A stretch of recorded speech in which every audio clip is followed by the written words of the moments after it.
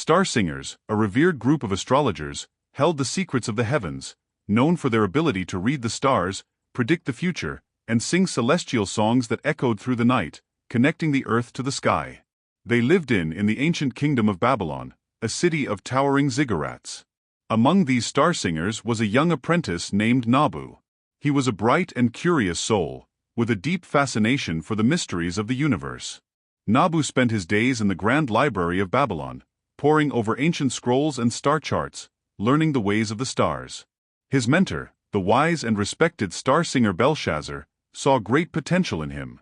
One evening, as the sun dipped below the horizon and the first stars began to twinkle, Belshazzar called Nabu to the top of the grand ziggurat. "Nabu," he said, his voice filled with a mixture of pride and concern, "there is something you must see."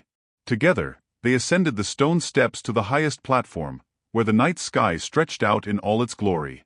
Belshazzar pointed to a bright star that had begun to move across the sky, unlike any star Nabu had seen before. "This is no ordinary star," Belshazzar explained. "It is a comet, a harbinger of great change.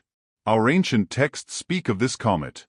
It is said to signal the rise of a new ruler, one who will change the course of our kingdom forever." Nabu's eyes widened with excitement, but Belshazzar's next words scared him. "But there is more," the old star singer continued. "The prophecy also speaks of a shadowy figure who will seek to control the magic of the stars. If this figure succeeds, our kingdom will be plunged into darkness." Nabu felt a sense of dread wash over him. The stars had always been a source of wonder and wisdom, but now they seemed to hold a terrible secret. "What can we do?" he asked, his voice barely above a whisper. "We must unlock the ancient star charts," Belshazzar replied, "and uncover the full extent of the prophecy. Only then can we hope to stop this dark figure from seizing the power of the stars." The next day, Nabu and Belshazzar began their search for the ancient star charts. These charts were said to be hidden deep within the library, guarded by powerful spells and forgotten by time. With the help of a few trusted scholars, they delved into the darkest corners of the library, uncovering scrolls and texts that had not been touched for centuries. As they worked, Nabu's mind was filled with questions. Who was this shadowy figure? What did they want with the stars' magic? And how could they stop them? The answers seemed to lie in the star charts, but finding them was proving to be a difficult task. Days turned into weeks, and Nabu grew increasingly anxious. The comet was drawing closer, and time was running out. Just when it seemed they might never find the charts, one of the scholars uncovered a hidden chamber beneath the library. Inside, they found a set of scrolls covered in dust and cobwebs. Belshazzar carefully unrolled the scrolls, revealing intricate diagrams of the stars and the paths they would take across the sky. Among them was the chart they had been searching for, marked with the symbol of the comet. "This is it," Belshazzar said, his voice trembling with both excitement and fear. "The star chart that holds the key to the prophecy." Nabu leaned in to study the chart. It showed the comet's path, along with a series of celestial events that would take place as it passed. But there was something else, something that made Nabu's heart skip a beat. "Look here," he said, pointing to a dark mark on the chart. "This is the shadowy figure. The chart shows their rise alongside the comet. But it also shows a way to stop them." Belshazzar nodded, his expression grave. "Yes, but it will not be easy. The star's magic is powerful, and those who seek to control it will stop at nothing to get what they want." Nabu felt a surge of determination. "We can't let them succeed. We have to stop them, whatever it takes." With the star chart in hand, Nabu and Belshazzar knew they could not face the coming threat alone. They needed allies, people who understood the danger and could help them protect the kingdom. Belshazzar sent out secret messages to trusted friends and scholars across Babylon, asking for their aid. Among those who answered the call were Ashur, a skilled warrior with a sharp mind and a loyal heart; Ishtar, a priestess with deep knowledge of ancient rituals and protective spells; and Enki, a scholar who had studied the stars for many years and knew the old legends better than anyone. When the group gathered in the hidden chamber beneath the library, the air was thick with anticipation. Nabu felt a sense of hope, knowing that they were not alone in this fight. Belshazzar laid out the star chart before them and explained the situation. "The comet will soon be upon us," he said, "and with it, the shadowy figure who seeks to control the stars' magic. We must use the knowledge in this chart to stop them." Enki studied the chart closely, his brow furrowed in concentration. "The star's magic is ancient and powerful," he said. "To counteract it, we will need to perform a series of rituals at key moments as the comet passes. But first, we must find out who this shadowy figure is and what they plan to do." Ishtar nodded in agreement. "I will prepare the necessary rituals," she said. "But we must be cautious. The stars can be unpredictable, and if we make even one mistake, it could spell disaster." Ashur, who had been silent until now, spoke up. "We also need to be prepared to fight," he said, his voice steady and resolute. "If this figure is as dangerous as we believe, they will not hesitate to use force to get what they want." Nabu felt a surge of gratitude for his companions. Each of them brought something valuable to the table, and together, they had a chance of stopping the coming darkness. But there was still much work to be done, and time was running out. As the days passed and the comet drew closer, Nabu and his companions worked tirelessly to prepare for the coming confrontation. Ishtar performed rituals to strengthen their defenses, Enki continued to study the star charts for any hidden clues, and Ashur trained with his sword, ready to protect the group at all costs. One night, as Nabu was studying the star chart in the library, he noticed something strange. The dark mark representing the shadowy figure seemed to be moving, shifting position as the comet approached. It was as if the figure was drawing closer, becoming more tangible with each passing day. Nabu's heart raced as he realized what this meant. The shadowy figure was no longer just a symbol on a chart, it was a real person, someone who was getting closer to achieving their goal. He ran to Belshazzar, who was resting in his quarters. "Master, the shadowy figure is on the move," Nabu said urgently. "We need to find out who they are before it's too late." Belshazzar's eyes widened in alarm. "You are right, Nabu. We must act quickly. There is a way to reveal their identity, but it is dangerous. It requires invoking the power of the stars directly, and it could have unpredictable consequences." Nabu felt a mixture of fear and determination. "We have to do it," he said firmly. "We need to know who we're up against." That night, under the cover of darkness, Nabu, Belshazzar, and the rest of the group gathered on the top of the Grand Ziggurat. The stars were shining brightly above them, and the comet was now clearly visible, a blazing streak of light across the sky. Ishtar began the ritual, chanting ancient words that resonated with the power of the stars. As she spoke, the air around them seemed to hum with energy, and the stars themselves appeared to pulse in response. Nabu felt a strange sensation in his chest, as if the stars were calling to him, urging him to reach out and touch their power. He closed his eyes and focused on the dark mark in his mind, willing it to reveal its secrets. Suddenly, a vision flashed before his eyes, a figure cloaked in darkness, standing in the shadows of a massive ziggurat. The figure turned to face him, and Nabu felt a jolt of recognition. It was Sargon, the king's advisor and one of the most powerful men in Babylon. Nabu gasped and stumbled back, the vision fading as quickly as it had come. "It's Sargon," he said breathlessly. "He's the shadowy figure. He's the one who wants to control the star's magic." The others stared at him in shock. Sargon was known for his cunning and ambition, but few had suspected that he would go so far as to use dark magic to seize power. Belshazzar's face was grim. "We must stop him," he said.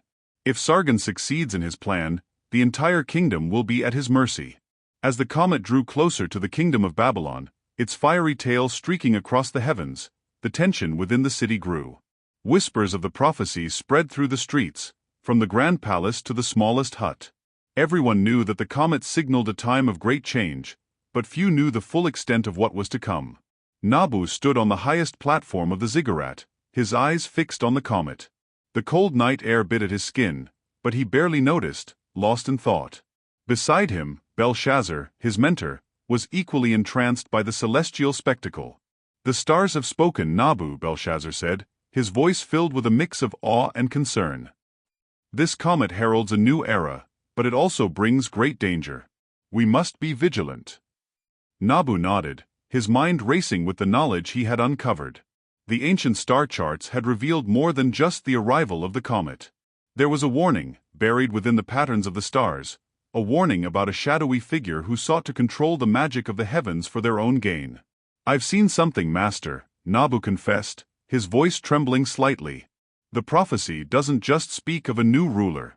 It speaks of a darkness that will rise, a figure who will try to bend the stars to their will. Belshazzar turned to Nabu, his expression grave. This is troubling news. We must act quickly to uncover the identity of this figure and stop them before they can carry out their plans. The fate of the kingdom may well rest in our hands. The next morning, Nabu and Belshazzar gathered their allies. In a hidden chamber deep within the grand library, they assembled those they trusted most: Ashur, the valiant warrior; Ishtar, the powerful priestess; and Enki, the wise scholar. The room was dimly lit, the flickering flames of the torches casting long shadows on the walls. Nabu spread out the star chart on the large wooden table, the ancient parchment crackling slightly as he unrolled it. The chart was filled with intricate symbols and lines, representing the movements of the stars and planets. According to this chart, Nabu began, the comet's arrival marks the beginning of a celestial alignment, an alignment that could grant immense power to anyone who knows how to harness it. Enki adjusted his spectacles, peering closely at the chart. Such alignments are rare, and their effects are unpredictable. If someone were to gain control over this power, they could alter the very fabric of our world. Which is why we must stop them, Ashur said, his voice firm. He rested his hand on the hilt of his sword, a determined look in his eyes. Whoever this dark figure is, they will not succeed as long as I draw breath. Ishtar, who had been quietly observing the discussion, finally spoke. I can perform a ritual to strengthen our connection to the stars. It may reveal more about the identity of our enemy and their plans. But it will require great preparation and must be done on the ziggurat, under the light of the comet. Belshazzar nodded in agreement. Then it is decided. We will perform the ritual tonight. Until then, we must gather all the knowledge and resources we can. As the group dispersed to prepare for the coming ritual, Nabu felt a growing sense of responsibility. He was no longer just an apprentice. He was a key player in a battle that could determine the future of Babylon. That night, the ziggurat was bathed in the light of the comet.